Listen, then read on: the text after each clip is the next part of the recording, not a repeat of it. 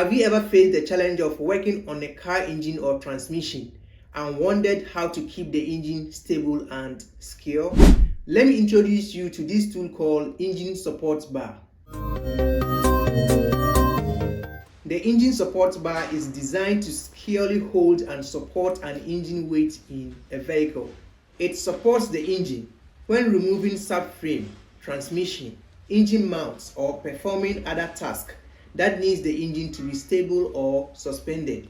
It keeps the engine stable and secure during extensive repairs, preventing damage and ensuring safety.